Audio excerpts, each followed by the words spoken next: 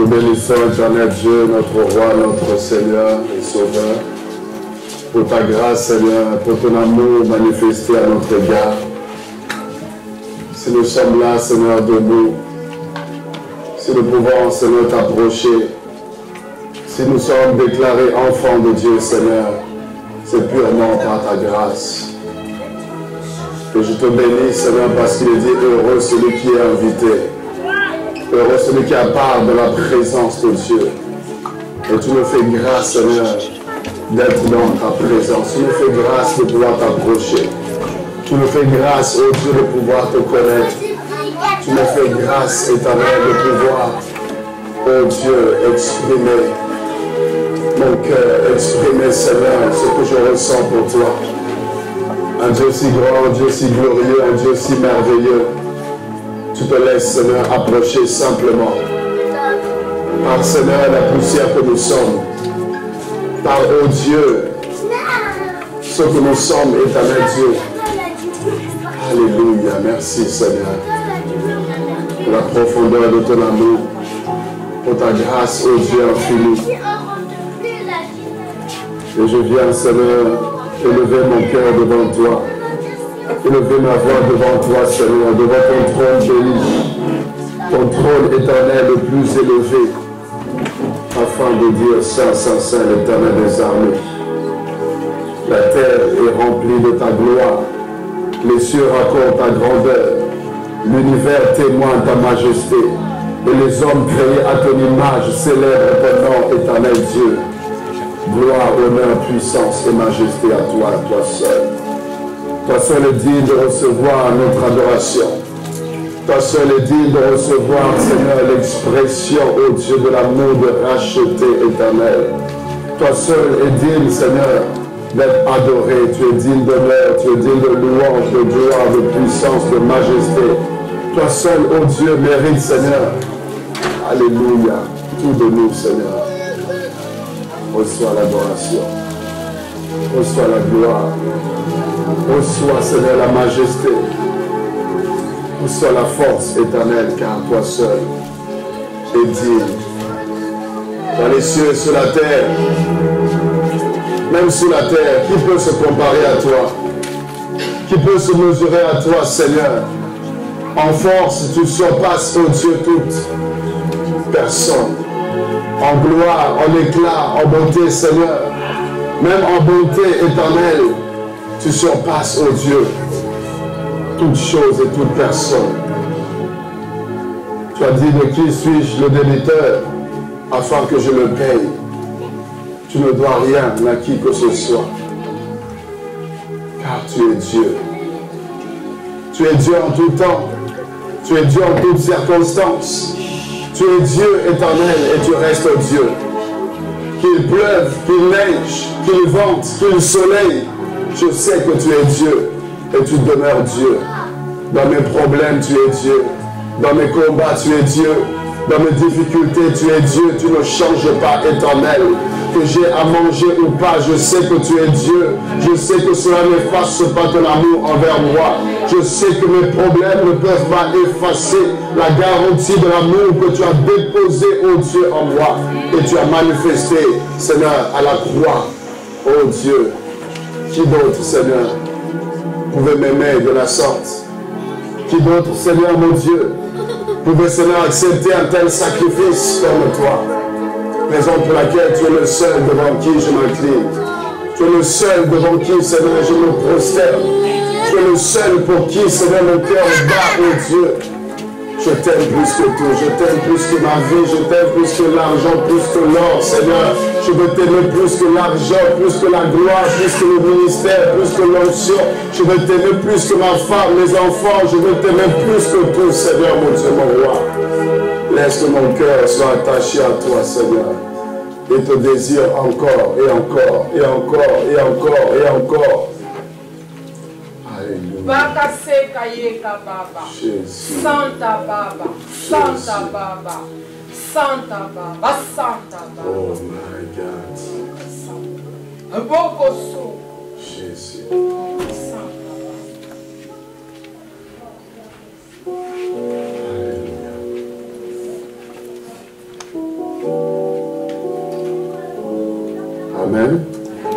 Est-ce qu'on peut donner gloire à notre Seigneur et Sauveur Jésus-Christ?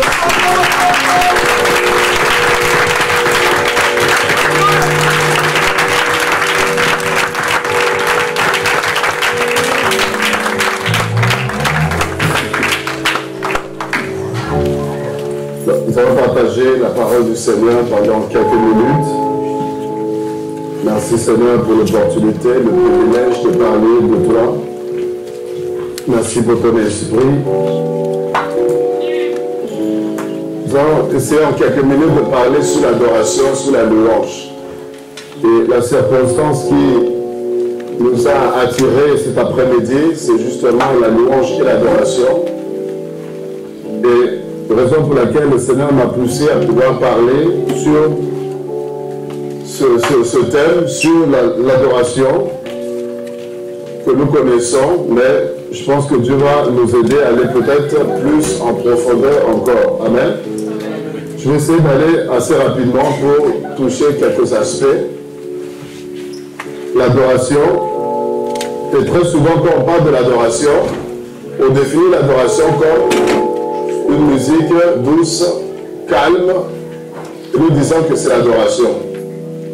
Vous êtes d'accord avec moi? Oui ou non? Quand une musique douce, calme, et nous disons que voilà, ça c'est l'adoration, n'est-ce pas? Et quand c'est un peu plus cadencé, rythmé, tout ça, là on dit c'est la louange. N'est-ce pas? Souvent, oui. Ou encore on définit l'adoration comme dire à Dieu ce qu'il est. Amen. L'adoration, nous définissons, nous disons, c'est dire à Dieu ce qu'il est. Ok? Mais cela signifie qu'un muet ne peut pas adorer Dieu alors. Puisque le muet n'a pas la capacité de parler, donc il ne peut pas dire à Dieu ce qu'il est. Donc les muets ne peuvent pas être des adorateurs. Amen. Amen. Amen. Que Dieu soit glorifié. Quand vous regardez les psaumes, ce sont des paroles d'adoration. Un cœur touché par le Seigneur qui s'exprimait devant Dieu. Et vous lisez des paroles qui peuvent te troubler. Il y a des psaumes, c'est quand vous les lisez, quand vous plongez dedans, mais vous dites, mais comment un homme ordinaire peut sortir de si belles paroles? Comment il peut exprimer, je veux dire, une telle déclaration? Mon œuvre est pour le roi. Que ma langue soit comme la plume d'un habile écrivain. Amen. Des paroles pleines de charme bouillant dans mon cœur. Vous voyez, il y a des paroles, il y a des poèmes, il y a des déclarations d'amour. Et ces paroles ne peuvent venir non pas de l'intellect, mais viennent du plus profond du cœur. Amen. Amen. Et vous voyez, ce sont des paroles, des expressions. Et la musique vient simplement pour accompagner. La musique sert simplement de support, sert simplement de fond pour exprimer ce que le cœur ressent pour ce Dieu-là. Amen. Amen. Ou autrement, les païens sont aussi des adorateurs. Puisque le même rythme qu'on peut utiliser, ben, en fait, les païens aussi font de la musique douce. Et on peut dire que ben, c'est l'adoration, puisque c'est calme, c'est doux, tout ça, mais ce n'est pas l'adoration. Amen. Donc le style vient simplement, ou le rythme, la musique vient simplement nous aider, nous servir de support pour exprimer ce qu'il y a dans notre cœur vis-à-vis de ce Dieu-là. Amen. C'est comme un cadeau. Je prends un cadeau, je peux l'offrir tel que. Mais je prends le soin d'emballer le cadeau pour mieux le présenter. Amen. C'est simplement pour mieux présenter la chose. Mais autrement, je peux offrir la chose telle que. Je veux dire quoi par là? L'adoration, ce n'est pas seulement la musique d'abord. Parce que beaucoup de personnes, pour adorer, ils ont besoin de la musique. Ils ont besoin des instruments. Et quand il n'y a pas les instruments, en fait, ils ne peuvent pas adorer. Là, c'est parce qu'on n'a pas compris ce que c'est que l'adoration. L'adoration, s'il y a la musique, s'il y a le synthé, s'il y a les instruments, en fait, c'est qu'un support. Ça peut m'aider à pouvoir aller plus en profondeur, à pouvoir, en fait, développer sur un fond musical. Mais autrement, sans les instruments, je peux adorer Dieu. Amen. C'est pourquoi vous verrez, il y a des cultes parfois, quand il n'y a pas le piano, quand il n'y a pas les instruments, mais vous voyez, les gens sont là, ils se regardent. Les gens se regardent et on a l'impression, c'est comme si Dieu n'était pas là, ce culte. On a l'impression que le Saint-Esprit a manqué le rendez-vous. En fait, le culte est un peu catastrophique, ou bien on est là, on se regarde, on se cherche, parce que, en réalité, on cherche le piano, le synthé ou les instruments. Alors que l'adoration, c'est l'expression d'un cœur. Avec ou sans piano, je peux adorer Dieu. Amen. Alléluia. C'est pourquoi j'aime ce chant, je le loue avec ma voix. Et s'il me manque la voix,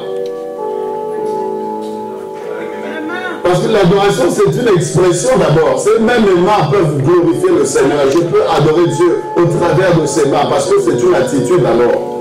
Et s'il me manque les mains, je le loue avec mes pieds. Amen. Amen. Est-ce que c'est clair? Parce que tu n'auras pas de synthé dans le bus, forcément. Tu n'auras pas de synthé au travail, donc tu ne pourras pas adorer Dieu. L'adoration est une attitude, c'est une expression. Partout où je suis, je peux adorer Dieu. Et si j'ai besoin d'un synthé, au fond de moi, j'imagine, je me crée un synthé. Et quand j'adore Dieu, j'imagine le synthé derrière qui est en train de m'accompagner. Amen. Amen. C'est ça l'adoration. L'expression d'un cœur touché par le Seigneur. Et on ne peut pas adorer Dieu, ou on ne peut pas être un vrai adorateur si on n'a pas rencontré Dieu, si on n'a pas croisé ce Dieu sur notre chemin. Parce que pour aimer, il faut qu'il y ait rencontre.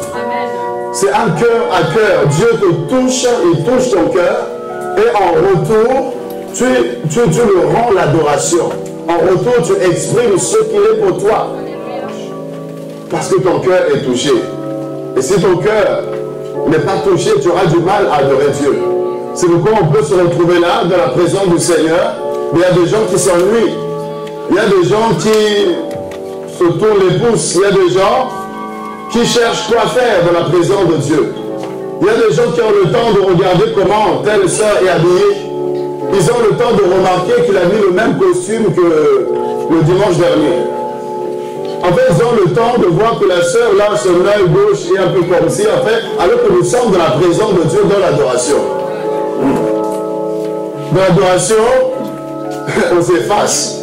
Dans l'adoration, je ne vois plus celui qui est à côté de moi, mais je vois celui qui peut changer ma vie. Je vois celui qui m'a sauvé. Je vois celui qui m'a créé.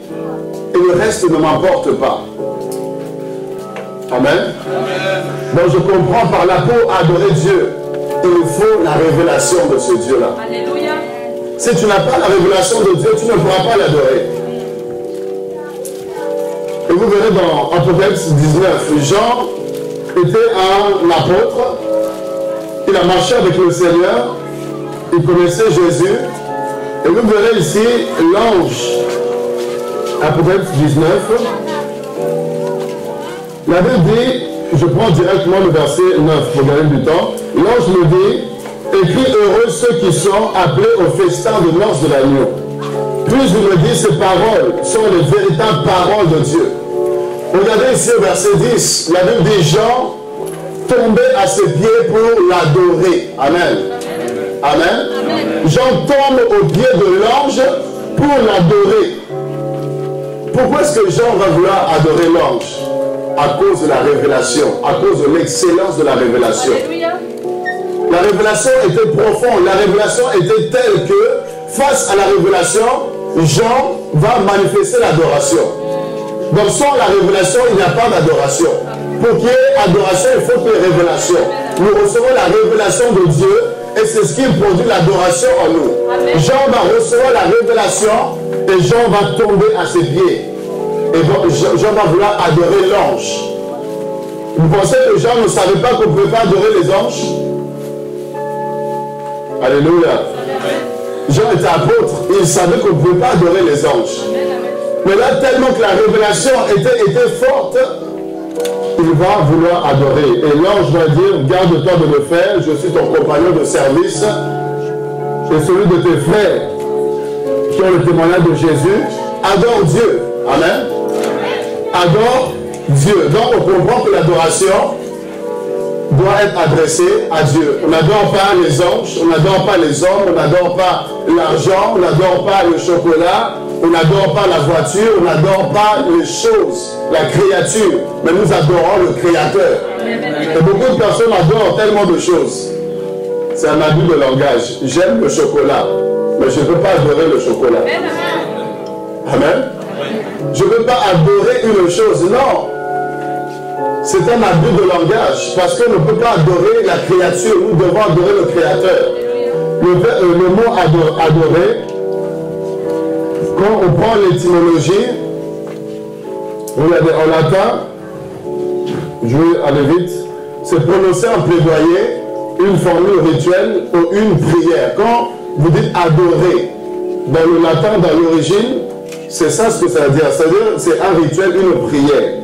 C'est aussi rendre hommage à un être divin. Donc quand vous dites j'adore, c'est un hommage que tu es en train de rendre à la chose que tu adores. Donc en réalité, tu places la chose à la place de Dieu. Amen. Tu fais de la chose un Dieu et tu te prosternes devant la chose que tu adores. Et c'est aussi se prosterner, s'incliner, c'est encore se jeter face contre terre. Donc à chaque fois que vous parlez de l'adoration, c'est s'incliner, se prosterner, se jeter face contre terre. Et nous pouvons nous prosterner que devant le Seigneur de gloire. Si quelqu'un peut m'aider, prenons Genèse 18, 2, ou notez simplement pour aller rapidement. Genèse 18, 2, pour ceux qui notent. Exode 34, verset 8. 1 Roi 1, le verset 16, le verset 23 et le verset 31. Je vais juste prendre un des versets, Genèse 18, le verset 2. Exode 34, verset 8.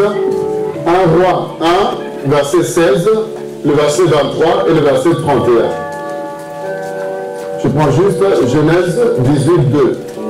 On nous dit, il leva les yeux et regarda, et voici 3 hommes étaient debout près de lui. Quand il les vit, il courut au-devant d'eux, puis depuis l'entrée de sa tente, et se prosterna à terre. Amen. Se prosterna à terre. Donc quand on parle de l'adoration, c'est le fait de s'incliner, se prosterner. C'est pourquoi dans l'adoration, on peut s'agenouiller dans la présence de Dieu. Et si tu te dis adorateur, et tu as du mal à t'agenouiller dans la présence de Dieu, il y a un problème. Tu as du mal à te prosterner, à t'incliner devant sa majesté, il y a un problème. Dans l'adoration, on peut s'allonger dans sa présence. Amen. Il y a des gens qui sont tellement bien habillés qu'ils ne peuvent pas s'agenouiller. Il y a un problème. Il y a des gens qui sont tellement élevés qu'ils ne peuvent pas s'agenouiller. Non, il y a un problème. Amen.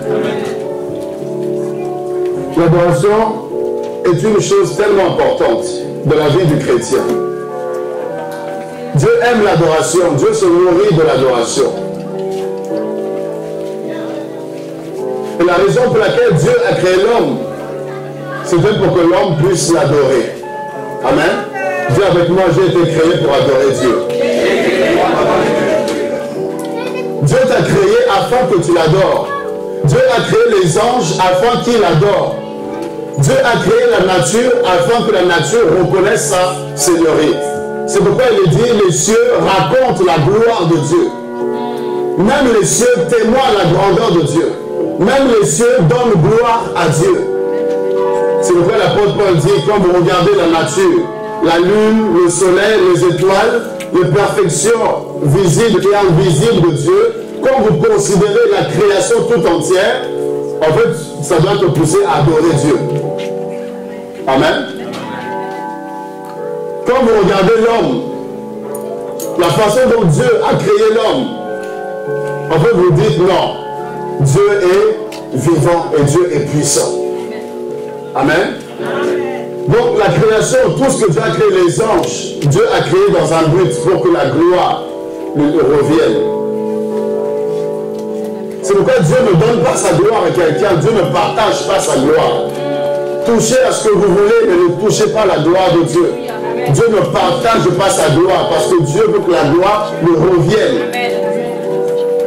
Quand je regarde l'homme, une si merveilleuse créature, je me dis non, il y a un Dieu qui est grand. Même si on dit l'homme descend du singe, l'homme ne peut pas descendre du singe. Parce que la façon dont l'homme est créé, constitué, non, ça ne peut pas être le fruit du hasard. Il y a forcément quelqu'un qui est au-dessus de toutes choses.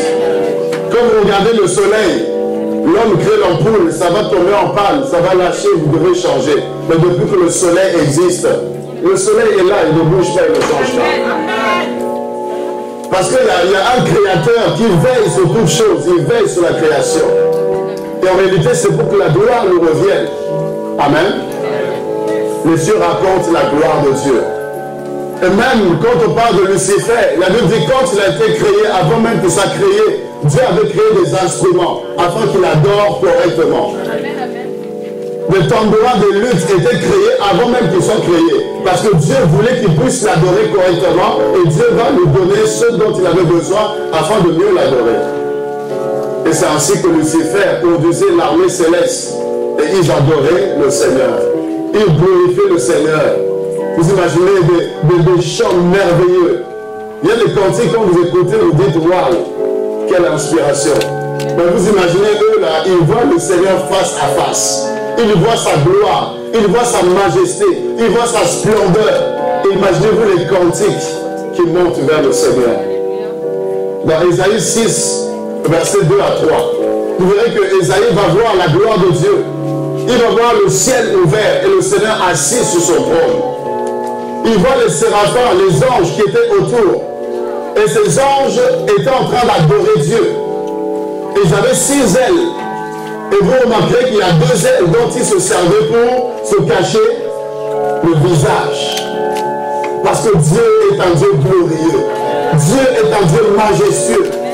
Vous imaginez que la nouvelle Jérusalem, la Bible dit qu'il n'y aura pas besoin de lampes pour l'éclairer.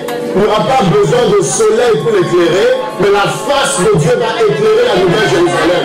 Parce qu'il est le soleil levant, l'étoile brillante du matin. Vous imaginez aussi vaste que la nouvelle Jérusalem sera, la face de Dieu va éclairer. Il n'y a pas un endroit où tu vas te trouver, tu ne seras pas éclairé. Il n'y a pas un lieu où tu vas te trouver dans l'obscurité, sa face va éclairer toute la nouvelle Jérusalem. C'est pourquoi les gens se cachent le visage pour l'adorer. Parce qu'il est trop saint, parce qu'il est trop glorieux, il est trop majestueux. Et quand nous adorons Dieu, bien aimés, ayons cette notion. Parfois, parce qu'on ne le voit pas, nous adorons comme ça en l'air. Mais Dieu est réel. Dieu est réel. Tu n'adores pas dans le vent comme ça, dans le vide, non. Il y a une personne qui est assise sur son trône. Dieu est assis sur son trône. Et quand tu l'adores, Dieu est là. Il t'écoute, Dieu te voit, il est là. Et aie conscience de la présence de Dieu, tu l'adoreras mieux. Mais si tu n'as pas conscience de l'existence de la présence de Dieu, tu vas prier pour prier, tu vas chanter pour chanter. Mais quand je sais que ce Dieu glorieux, devant qui les anges se cachent le visage à cause de sa majesté, quand je veux l'adorer, je l'adore avec crainte et tremblement. Je l'approche avec le respect, avec la révérence. Quand vous approchez un roi, un président, vous avez une certaine attitude. Mais nous approchons Dieu, nous adorons Dieu avec des chewing-gums dans la bouche. On adore Dieu comme si Dieu était un ami pour nous, comme si Dieu, je veux dire, était une personne normale. Non, Dieu n'est pas notre ami, Dieu est notre créateur. Notre souffle est dans sa main. Il suffit que Dieu retire son souffle, il en est fini de toi. Donc avec crainte, tremblement, je dis cette chose. Les présidents, les rois de ce monde sont tellement occupés. Et pour les rencontrer, c'est pas évident. Amen. Pour rencontrer les rois, les présidents, les ministres, toutes ces personnes, les autorités, il faut des rendez-vous des années et des années et des années parfois. Et c'est même pas sûr que vous arrivez à les voir. Mais celui qui est le roi, au-dessus de tous les rois, celui qui est le président des présidents, celui qui est le seigneur de tous les seigneurs, il se laisse approcher facilement. Non, tu m'as pas compris, amen. Les rois de ce monde qui vont mourir, qui vont passer, qui ont des mandats 5 ans, 10 ans, tout ça, ils vont passer. Mais pour les approcher, c'est tellement compliqué, voire impossible. Mais le Dieu qui a créé toutes choses, le Dieu qui a le pouvoir sur toutes choses, il se laisse approcher. Et tu n'as pas besoin de rendez-vous pour approcher Dieu. Non, j'aime Dieu, j'aime Dieu. Tu n'es pas le roi des rois, mais je n'ai pas besoin de rendez-vous pour l'approcher.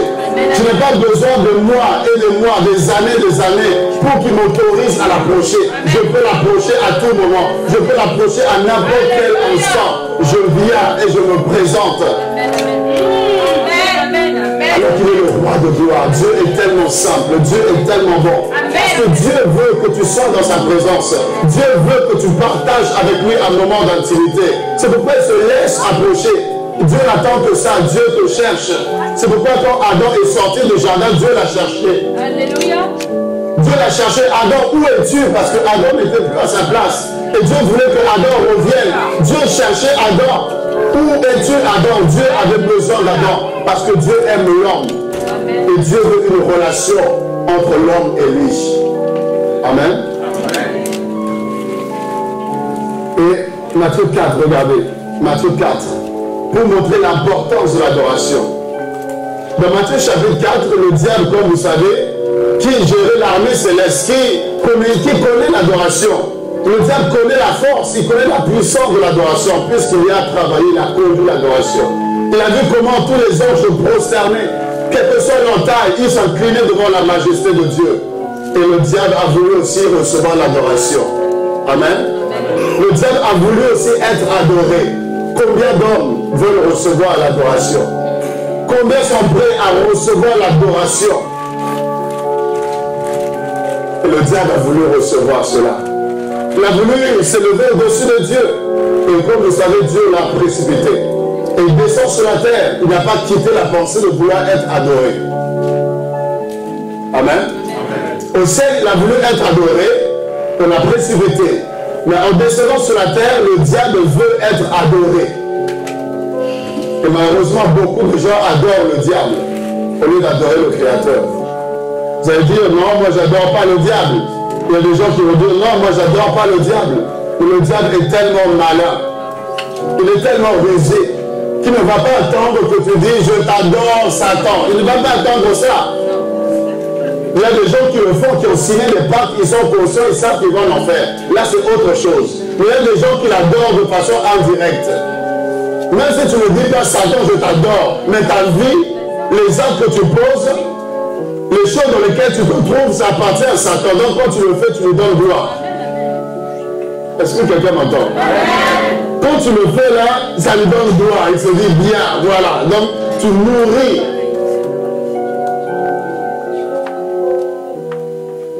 Et regardez, dans Matthieu 4, il vient, il approche Jésus. Il est habillé à marcher, il lui dit, tu vois la gloire du monde, la richesse, le succès, il nous présente en fait tout ce qui est merveilleux, tout ce que l'homme recherche.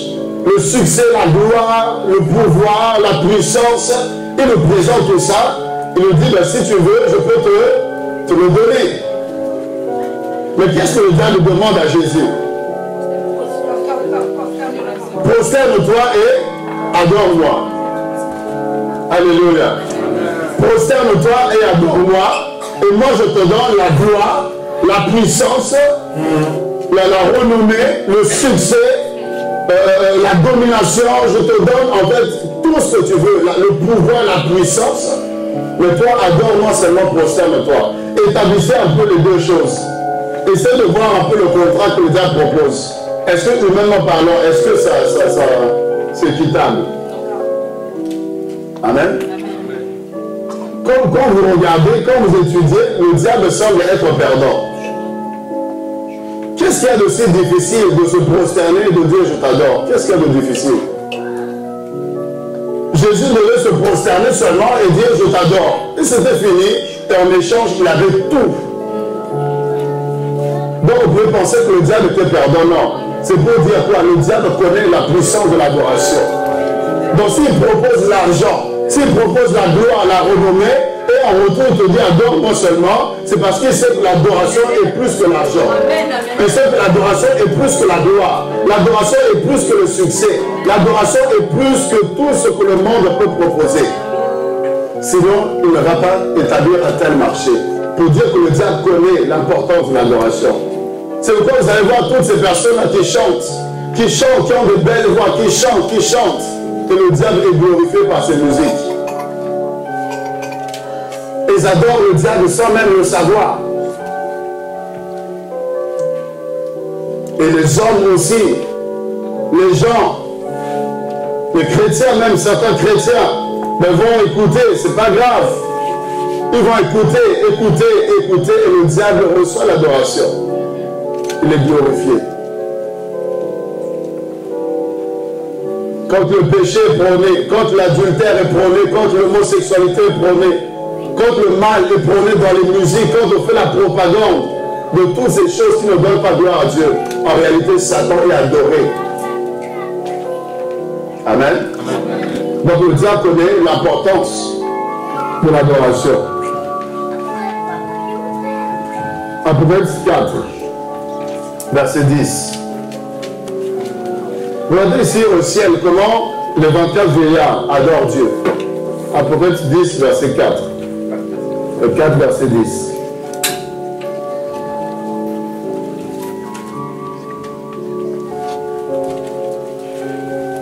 Là, les 24 vieillards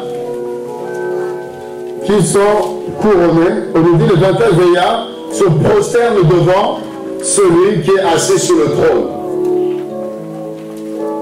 Ils adorent celui qui vit au siècle des siècles. Ils jettent leur couronne devant le trône. Amen. Donc eux-mêmes sont couronnés, puisqu'ils jettent leur couronne devant le trône de Dieu. Ils ont des trônes, ils sont couronnés. Mais quand il s'agit d'adorer Dieu, ils se prosternent, ils quittent leur position. Ils quittent leur rang. Ils s'humilient devant Dieu. Ils se prosternent devant Dieu. Et ils oublient qu'ils sont couronnés. Ils oublient qu'ils sont quelqu'un. Dans l'adoration, tu ne te présentes pas devant Dieu en tant que, je ne sais pas, Premier ministre, non. Tu ne te présentes pas devant Dieu en tant que responsable de je ne sais pas quoi. Mais tu te présentes en tant qu'adorateur, en tant qu'enfant, en tant que fils, en tant que serviteur. Et c'est lui qui est élevé, c'est lui qui est glorifié. Parce que dans l'adoration, il y a la notion de inférieur et supérieur. Quand tu adores Dieu, tu reconnais qu'il est supérieur à toi. Donc c'est pourquoi je peux m'incliner. Parce qu'il est au-dessus de moi, je reconnais cela. Et si tu es président, ou si tu es responsable, ou si tu as l'argent, tu as un rang social. Et si ce rang t'empêche d'adorer Dieu, il y a un problème. Il y a un problème. Parce que tu peux être président, mais Jésus sera toujours au-dessus de toi. Tu peux être cadre, mais Jésus est au-dessus de toi. C'est peu importe le rang que tu peux occuper, le Seigneur sera toujours au-dessus de toi. Donc cela ne t'empêche pas de l'adorer. C'est pourquoi David, qui était un grand roi, ne pouvait adorer Dieu comme un simple homme. Parce qu'il savait quelle que soit la royauté qu'il pouvait avoir, mais le Seigneur est le roi des rois. Donc il adore, il se prosterne. Amen. Ils jettent leur couronne et ils disent Saint, Saint, Saint est le Seigneur, le Dieu Tout-Puissant qui était qui vient. Voilà. Et verset 10. 11, tu es digne, ils disent, tu es digne, notre Seigneur, notre Dieu, de recevoir la gloire, l'honneur, la puissance, car tu as créé toutes ces choses. C'est par ta volonté qu'elles existent et qu'elles ont été créées. Chapitre 5, verset 14. Les 4 êtres vivants disent Amen. Et les vieillards se prosternent et adorent. Ils s'inclinent et ils adorent Dieu. Amen. Donc dans l'adoration, on ne voit plus ce que nous sommes, mais nous voyons la grandeur de Dieu. Et nous nous sentons tellement petits, tellement insignifiants devant sa puissance, sa gloire, que nous pouvons nous incliner et l'adorer simplement. Amen. Regardez ceci, dans Genèse 4. Dans Genèse 4 ici, Caïn et Abel, les deux font un sacrifice. Et comme vous savez, Dieu agrée le sacrifice d'Abel et il n'agrée pas le sacrifice de Caïn. Pourtant, les deux ont offert. Les deux ont fait un sacrifice. Mais pourquoi Dieu va agréer l'offrande d'Abel et non pas celui de Caïn?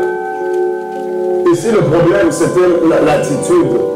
Le problème ici, c'était la manière dont l'un et l'autre ont adoré. Ils ont tous les deux offert, mais pas de la même façon, pas de la même manière. C'est pourquoi Jésus parle de vrais et de faux adorateurs. C'est-à-dire, on peut tous adorer, mais parmi les adorateurs, il y a des vrais et il y a des faux. Abel a offert à Dieu ce qu'il avait de plus précieux. Il a regardé dans ce qu'il avait. Il a pris ce qu'il avait de meilleur, ce qui avait de prix, ce qui était de bonne qualité. Et c'est ce qu'il a offert à Dieu. Et lui, il venait en second plan. C'est-à-dire qu'il a donné la priorité à Dieu. Il a donné le meilleur à Dieu. Et le reste, c'était à lui. Mais Caïn a fait l'inverse. Il a gardé le meilleur pour lui. Et le reste, qui n'avait pas de valeur, le reste, en fait, il a donné à Dieu. Dieu ne veut pas le reste.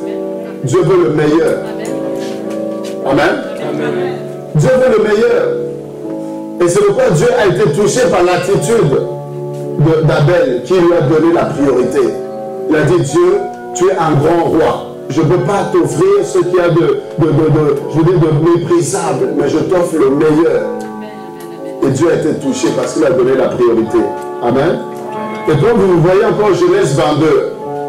Dieu demande à Abraham de sacrifier son fils. Et Abraham prend Isaac. Arrivé au bas de la montagne, il dit aux serviteurs, vous restez ici, moi et l'enfant, nous allons adorer.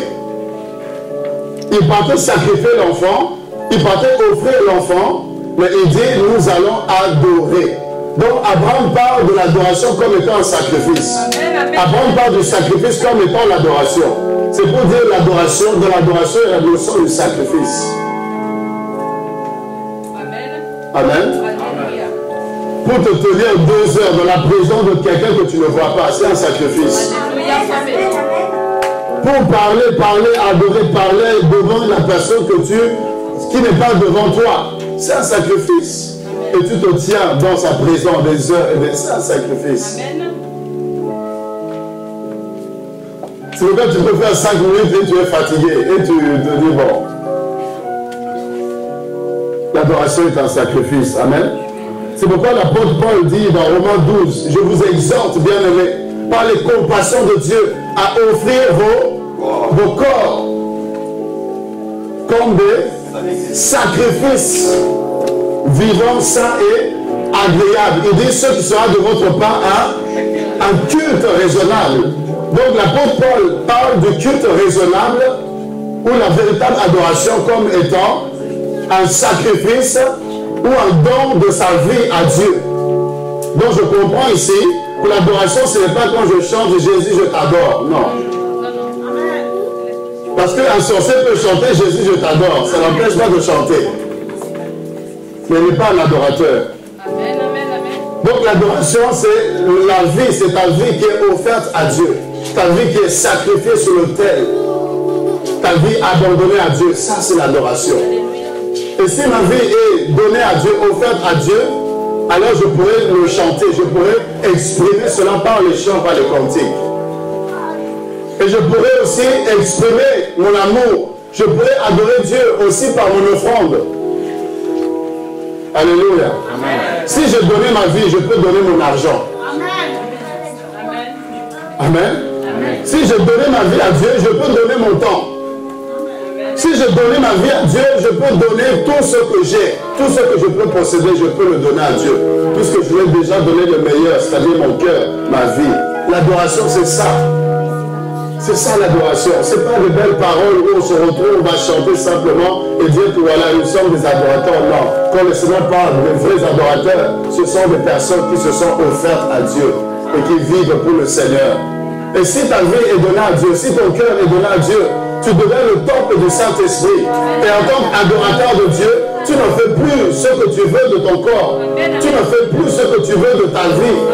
tu comprends que ton corps a été offert, ton corps appartient à Dieu. Donc tu vas protéger ce corps, tu vas veiller sur ce corps. Tu ne laisseras plus les jeunes hommes, les jeunes garçons toucher à ton corps parce que ton corps appartient à Dieu. Tu ne t'habilleras pas n'importe comment. Tu n'es pas une vitrine où tu vas tout exploser. Tu n'es pas une marchandise, tu vas tout exploser. Non, ton corps appartient à Dieu. Donc tu vas t'habiller de façon décente. De sorte que quand on te regarde, on donne gloire à Dieu. Et c'est ton habillement même est une façon d'adorer Dieu. Quand on regarde, mais elle ne s'habille pas comme tout le monde. Il fait chaud, mais elle s'habille de façon un peu bizarre, comme ça, on dirait les années, comme ça, là, les robes qui tombent, je ne sais pas comment, alors que tout le monde est fashion, tout le monde est sexy, tout le monde est ceci, cela, mais tu t'habilles d'une façon à donner gloire à Dieu. Parce que ton corps ne t'appartient plus. Ton corps appartient au grand roi. Tu es l'épouse du grand roi. Tu es fiancé au grand roi. Donc tu ne peux pas exposer ta vie. Tu ne peux pas exposer ton corps. Tu t'habilles décemment pour donner gloire à Dieu. Il n'y a pas beaucoup d'amen. Hein?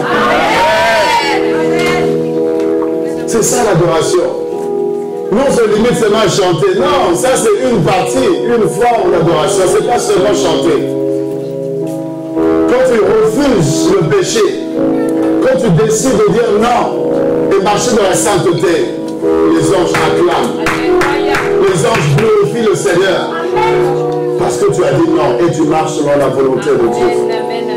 Et c'est une façon d'adorer Dieu. Amen. Et je veux terminer, que le temps est avancé. Jean chapitre 4. Le Seigneur dit, Jean chapitre 4, je vais terminer par là. Regardez, dans le verset 22, 21 même, Jean 4, 21. Femme le dit, Jésus, crois-moi, l'heure vient où ce sera ni sur cette montagne, ni à Jérusalem que vous adorez le Père. Dis à quelqu'un, nous sommes privilégiés.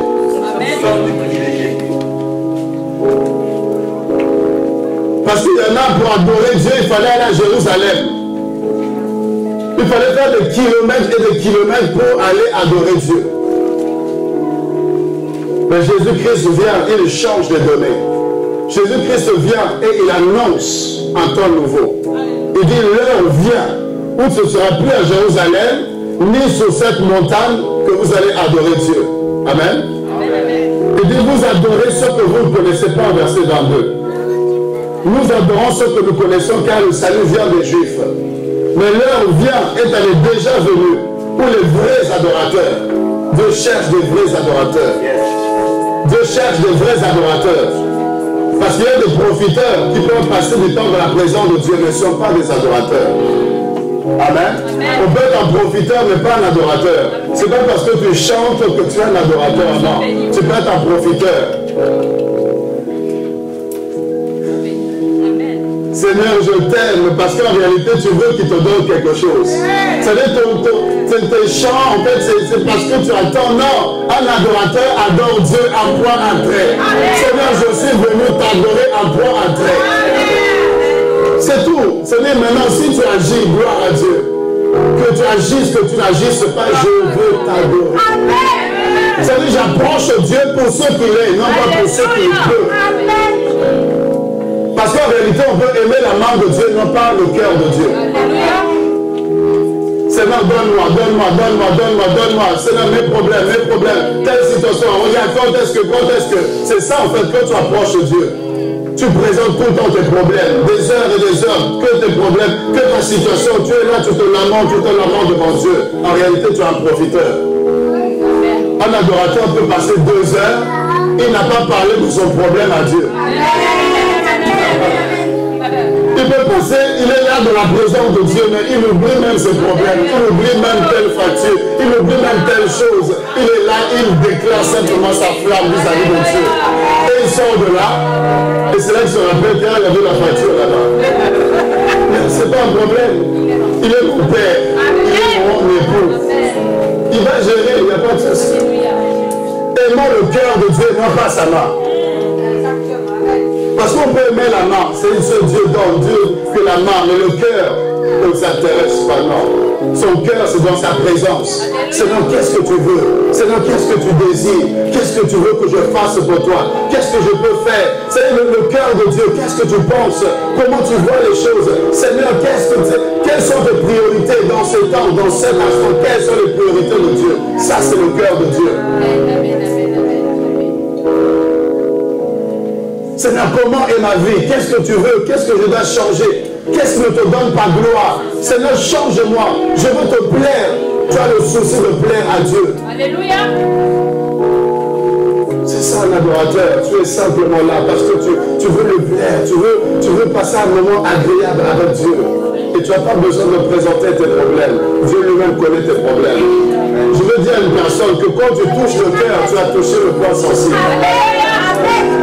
Parce que même maman, pour qu'elle agisse, il faut que le cœur puisse parler.